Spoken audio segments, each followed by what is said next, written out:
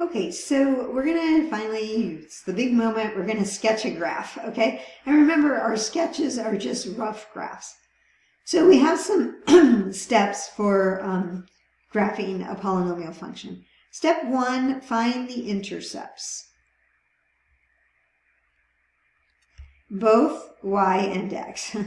The y-x intercept and the x-intercepts. That's key. All right. Check for symmetry. Now, they usually tell us to do this, so you want to see if it's an even function. Is it an even function? I don't usually worry too much if it's an odd function. Usually the symmetry is only going to help me so much if it's odd. But if it's even, then I get 2 points for the price of 1 because I'll know 1 point on the right of the y-axis and there'll be a corresponding point on the left side. So symmetry can be really helpful if it's an even function. Then you want to worry about multiplicities.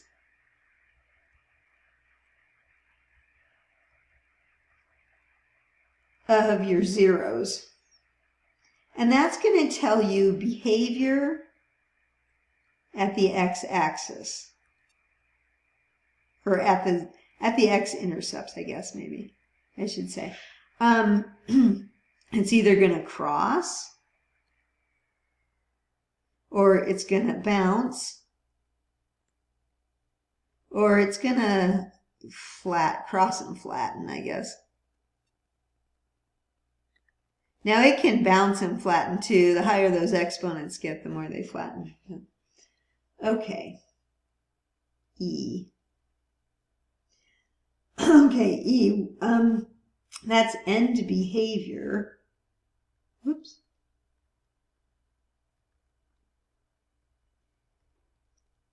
So once you know where the zeros are, and you know kind of what's happening at the zeros, you've got to start to sketch it.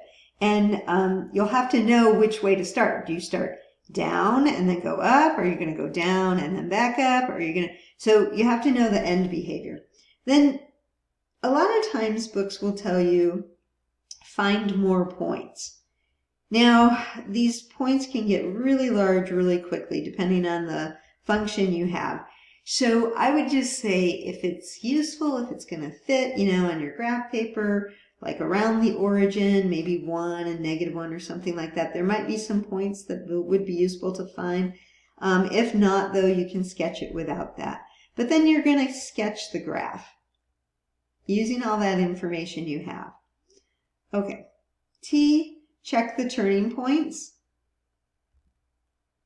You can't just draw it any old which way. You have to make sure it follows the rules. So if you know you have a degree 5 polynomial, you can't have more than 4 turning points. So you need to check your graph to make sure you have the right number of turning points.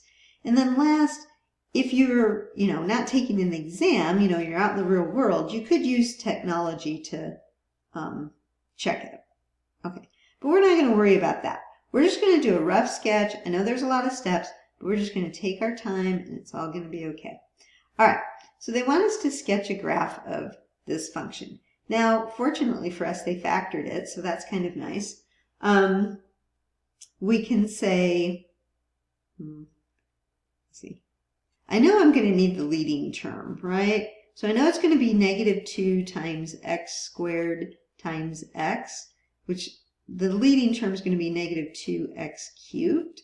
Plus, and then there's going to be a bunch of stuff. If you're really worried about finding the leading term, just multiply the whole thing out. It'll take you a little bit of time, but that's okay. All right. So we have that information now. Step 1, find the x-intercepts. The x-intercepts are going to be at -3, 0 and 5, 0. So there'll be 2 of them. And what's the y-intercept going to be? Well, we'll have to plug in 0. So it's going to be -2 times 0 plus 3 squared, 0 minus 5, -2 times 9 times -5, which is going to be 90. Okay, now that's a pretty large number. Like if you were just on a 10 by 10 graph piece of paper that's graphing and it only goes, from -10 to 10, that would be too big, right? So we're going to have to take that into consideration when we graph. That's why I don't have a piece of graph paper here, is I'm going to have to make up my own scale. Okay, so those would be the x and y intercepts. Well, let's go ahead and make a piece of graph paper then, or a grid. And then I'm going to go ahead and make this scale by ones. 1, 2, 3, 4. I'm going out to 5, right? 1, 2, 3, 4, 5. Okay, and then here we're going to have to count by, we've got to go up to 90, so let's count by tens. 10, 20, 30, 40, 50, 60, 70, 80, 90. So I've gone a little too high. Okay, so we'll say that's 90, and we're counting by tens. And you can make this better.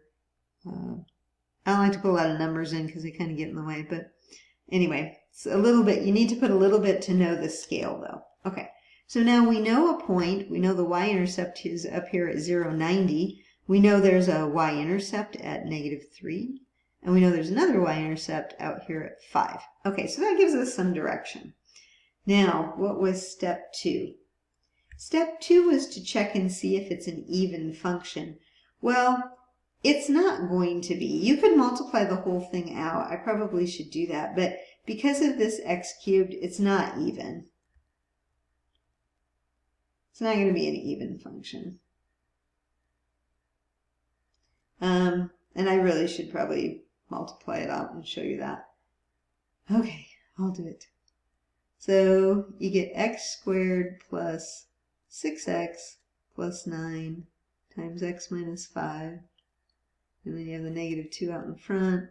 And then that's going to be what? X cubed plus 6x squared plus 9x. And then you're going to have -5x squared. I don't know if this is worth it. -30x minus 45. And then that whole thing is multiplied by -2. So it's kind of fun to see it here. So -2 times x cubed plus x squared minus what? 21x minus 45. And then if you distribute the -2, you get -2x cubed minus 2x squared plus 42x plus 90. So you can see that's where that y-intercept came from. So a little bit of work to multiply it out. And if you put in f of -x, then what's going to happen is this one's going to change to 2x cubed, but this one's not going to change because it's got the even exponent. This one's going to change, but the 90 won't change. And so some of them changed signs and some of them didn't, so it's not even. Okay, so probably a long explanation, more than you wanted to see. Let's see, what was our step 3? I gotta scroll back up. Oh, the multiplicities. Okay, so we know the multiplicities, they tell us that. So we know it's gonna bounce here. Let's see, it's gonna bounce here. Now, which way is it gonna bounce? Well, we have to have end behavior to know that. Okay, so I'll just make a note to self. -3, it's gonna bounce. And at 5, it's gonna cross. And that'll be just a straight cross because the multiplicity is 1. Okay, multiplicity of 1 there. Then we need to know end behavior. I think. Let me check and make sure I didn't miss any steps. Nope, end behavior. Okay.